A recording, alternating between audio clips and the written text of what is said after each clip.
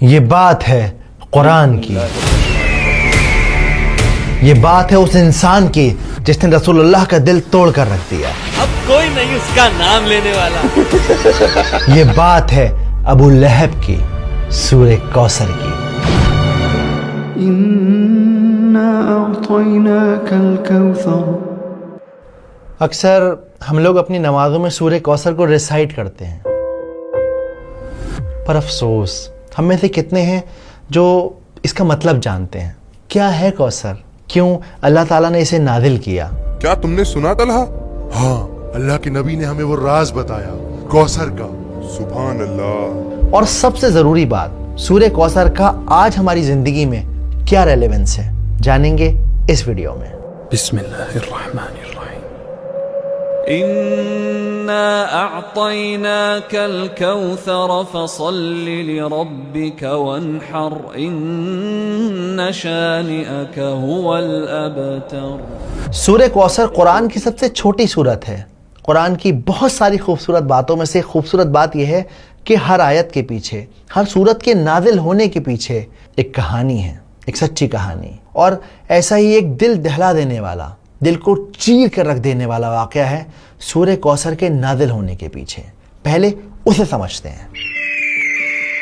مکہ کی وہ دوپہر خاموش تھی، لوگ اپنے اپنے گھروں میں آرام کر رہے تھے، مگر اللہ کے نبی خاموش بیٹھے تھے۔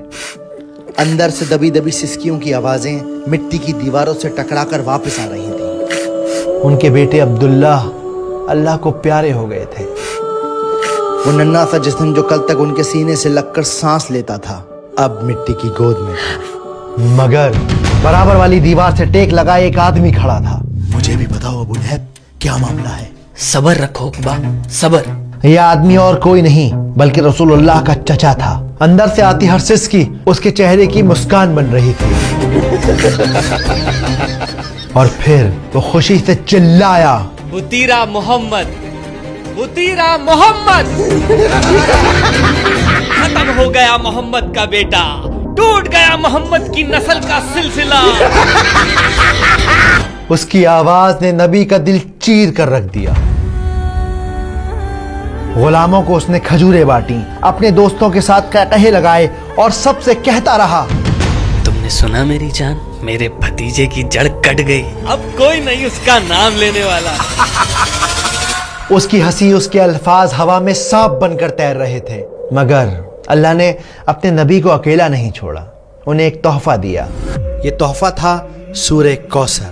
اس سورت میں اللہ نے اپنے نبی سے کہا کہ اے نبی، آپ فکر نہ کریں، ہم نے آپ کو کوثر عطا کی ہے، تو بس آپ عبادت کیجیے اپنے رب کی، اور وہ جو آپ کو بار بار بطیرہ محمد کہتا ہے کہ محمد کی جڑ کٹ گئی، نسل کٹ گئی، اصل میں ان کی نسل ختم ہو جائے گی۔ اللہ کے نبی کے چہرے پر مسکان آ گئی۔ دن ڈھل گیا، ابو جہل بے وقوفوں کی طرح ہنستا رہا۔ اسے کیا خبر کہ اللہ نے اسے جیتے جی برباد کر دیا۔ نسل کٹ گئی۔ تو میرا خیال ہے کہ ابھی اس لمحے اب اس بات کو اپنے دل میں اتار لیجئے کہ سورہ کوثر کو آپ اس لیے ریسائٹ مت کیجئے کہ وہ چھوٹی سورت ہے، بلکہ آپ اس لیے ریسائٹ کیجئے کہ اللہ تعالیٰ نے وہ ایک تحفے کے طور پہ ہمارے نبی صلی اللہ علیہ وآلہ وسلم کو دی ہے، تاکہ انہیں یہ احساس دلایا جا سکے کہ ان کا اسٹیٹس اتنا ہائی ہے، ان کا مقام اتنا اونچا ہے کہ اللہ سبحانہ و تعالیٰ خود انہیں تسلی دے رہے ہیں، ان کو کنسول کر رہے ہیں۔ ابو اروا، سنا تم نے؟ اللہ نے نبی کا مقام اور اونچا کر دیا ہے۔ تو پہلی آیت ہے انا آتینا کل کوثر۔ تو جب قرآن میں انا کا لفظ آتا ہے تو اس کا مطلب ہوتا ہے کہ کسی بات پہ زور دیا جا رہا ہے۔ تو اس پہلی آیت کا مطلب ہے کہ بے شک ہم نے آپ کو کوثر گفٹ کی ہے، عطا کی ہے۔ اب کوثر کیا ہے؟ ایک حدیث میں آتا ہے کہ کبھی نہ ختم ہونے والا، موتی کے کناروں کے درمیان جنت میں بہنے والا جھرنا ہے کوثر۔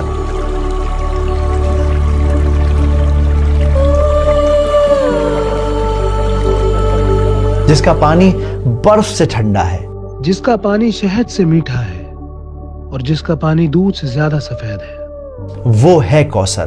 اب یہاں پر آتینا کا جو لفظ ہے اس کا مطلب ہوتا ہے تحفہ دینا، گفٹ دینا۔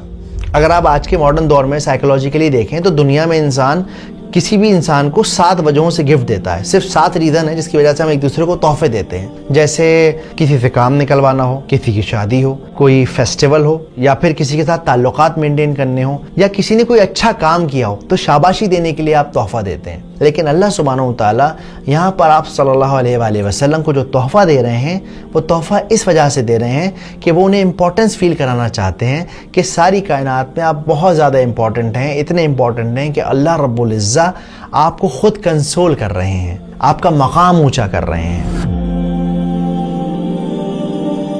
कौसर जन्नत का झरना तो है, इसके अलावा और क्या तोहफे दिए हैं अल्लाह ने? अल्लाह सुब्हानहू तआला ने हमारे नबी को कुरान दिया है जो हमेशा रहने वाला है और आज भी हमारे साथ और हमेशा रहेगा। इसके अलावा और क्या तोहफे दिए हैं अल्लाह ने?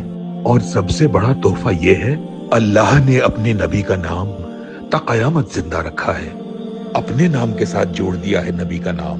वाकई सुभान अल्लाह। इसके अलावा उन्हें बेटियां दी हैं। बार बार अबू लहब कह रहा था कि बुतीरा मोहम्मद, कोई लड़का नहीं है उनका, क्या नाम चलेगा उनका। लेकिन आप देखें आज भी हम अपनी बच्चियों के नाम आप सल्लल्लाहु अलैहि वसल्लम की बेटियों के नाम पर रखते हैं, आज भी उन्हें याद करते हैं। रुकैया, फातिमा। इसके अलावा अल्लाह सुब्हानहू तआला ने आप सल्लल्लाहु अलैहि वसल्लम को सहाबियों को तोहफा दिया जो उनके साथ खड़े थे, जिन्होंने अपने जिस्मों पे चोट खाई सिर्फ इसलिए क्योंकि इस्लाम हक की राह थी, क्योंकि नबी का पैगाम था। तो इन्ना आतेना कल कौसर। अगली आयत फसल्लि लिरब्बिका वन्हर। तो अब जब हमने आपको तोहफा दे दिया है तो आपको क्या करना चाहिए? आपको चाहिए कि अपने रब की इबादत करें और कुर्बानी करें। देखो जनरली दुनिया में 2 तरह की इबादतें होती हैं, एक होती है प्राइवेट इबादत, एक होती है पब्लिक इबादत। प्राइवेट इबादत क्या है? नमाज पढ़ना, तहज्जुद पढ़ना। पब्लिक इबादत क्या है? कुर्बानी करना, उसका गोश्त लोगों में बांटना, लोगों की मदद करना। तो अल्लाह सुब्हानहू तआला इस आयत के अंदर इन दोनों इबादतों का जिक्र कर रहे हैं। अब यहाँ पर ये जो वनहर का लफ्ज़ है इसका मतलब होता है कुर्बानी देना। इसीलिए ईद उल अधा के दिन को यानी कि बकरीद के दिन को यौमुन नहर भी कहा जाता है, यानी कुर्बानी का दिन। तो फसल्लि लिरब्बिका वन्हर, इबादत कीजिए और कुर्बानी कीजिए। और तीसरी आयत है इन्ना शानियका हुवल अब्तर।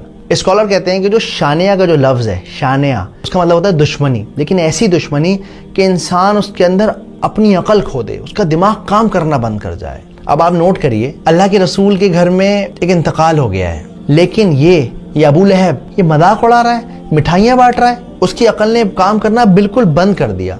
एक इंसान की जो बेसिक ह्यूमैनिटी होती है वो उसकी अकल काम नहीं कर रही। इसकी आज के दौर में मिसाल है जो इजराइल कर रहा है, छोटे छोटे बच्चों को मारना, बूढ़ों को मारना, लोग खाना लेने आ रहे हैं उन्हें ख़त्म कर देना। तो ये शानियाका वाली नफरत है, ऐसी नफरत है जिसमें इंसान का दिमाग काम नहीं करता, वो अपने गुरूर, अपने जुनून, अपने ईगो में रहता है। तो अल्लाह ताला क्या कहते हैं? इन्ना शानियका हुवल अब्तर। और ये लोग जो आपको कहते थे कि आप अब्तर हो जाएंगे, आपका नाम नहीं चलेगा, कोई आपको नहीं पूछेगा, वो खुद अबतर हो गए। वो जिसकी जड़ कट गई, जिसकी नस्ल खत्म हो गई, जो बर्बाद हो गया, जिसको कोई पूछने वाला नहीं है। और जो इस बात का सबूत है कि रसूलुल्लाह को सारी दुनिया जानती है और अबू लहब को हम लोग जानते हैं, लेकिन लानत के साथ उसका नाम लेते हैं।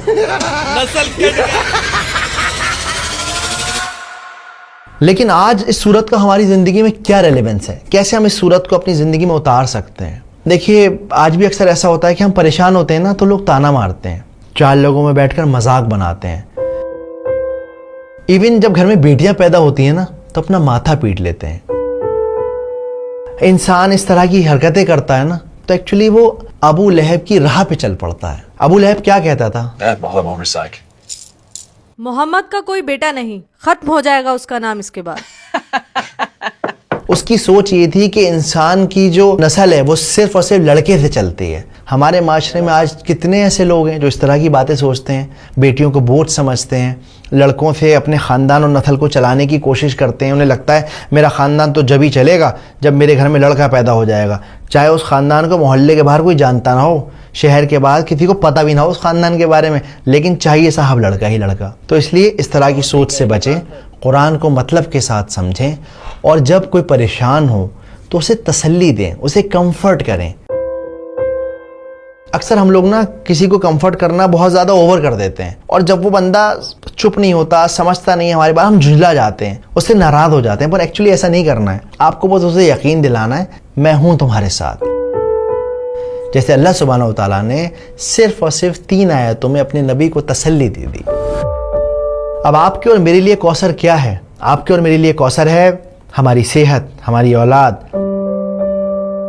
ہمارا گھر، فری وقت، ہر وہ چیز جو آپ کو ملی ہوئی ہے وہ ایکچولی کوثر ہے. ورنہ ذرا باہر نکل کے دیکھیے، لوگوں کی صبح اسپتالوں کی لائن میں ہو رہی ہے، لوگوں کی شامیں قبرستان میں فاتحہ پڑھتے ہوئے گزر رہی ہیں. تو اگر آپ کی زندگی میں کوئی چھوٹی موٹی پریشانی ہے، اداس نہ ہو، اپنی نعمتوں کو کاؤنٹ کریں، دیکھیں کہ آپ کو اللہ نے کیا کیا دیا ہے، اور اس طرح سے سورہ کوثر کو اپنے اندر اتاریں. اگلی بار جب آپ نماز پڑھیں سورہ کوثر کو ریسائٹ کریں تو یاد رکھیں کہ یہ بہت ہی امپورٹنٹ سورت ہے. امید کرتا ہوں بات سمجھ آئی ہوگی، ویڈیو پسند آئی ہوگی. نیچے تو دوستو امید ہے آپ کو بہت کچھ سیکھنے کو ملا ہوگا اس ویڈیو سے، اور بہت صحیح اور بہت گہری بات اس میں بتائی گئی ہے. حالانکہ بہت سارے لوگوں کو یہی لگتا ہے کہ لڑکے سے ہی ونش چلتا ہے، اور لڑکیوں کے ساتھ جس طرح کا آج کے ماحول میں لڑکیوں کے ساتھ برتاؤ ہو رہا ہے، جس طرح کی سوچ ہو گئی ہے، کہیں نہ کہیں یہ بہت ہی غلط سوچ ہے. حالانکہ اس ویڈیو میں آپ نے دیکھا ہوگا کہ جس نے یہ سوچ کے کیا کہ محمد صلی اللہ علیہ وسلم کا نسل مٹا دیں گے، آج انہی کا نام تا قیامت تک زندہ رہے گا. لڑکیوں سے ونش چلا، بیٹیوں سے ونش چلا. تو کہیں نہ کہیں یہ سوچ ہمیں بدلنا چاہیے. امید ہے ویڈیو آپ کو پسند آیا ہوگا. اگر آپ پسند آیا ہو تو آپ لائک کر سکتے ہیں، اور اس کو زیادہ سے زیادہ شیئر کریں، کیونکہ یہ زیادہ تر لوگوں تک پہنچے. کیا آپ کو یہ صورت یاد ہے یا نہیں وہ بھی کمنٹ میں بتائیں. اور سب سے چھوٹی صورت یہ ہے، یہ اگر نہیں یاد ہے تو بھائی میں تو کہوں گا کہ کس طرح کے مسلمان ہیں ہم لوگ، کیا بتاؤں. چلیے پھر ملتا ہوں، تب تک کے لیے اپنا خیال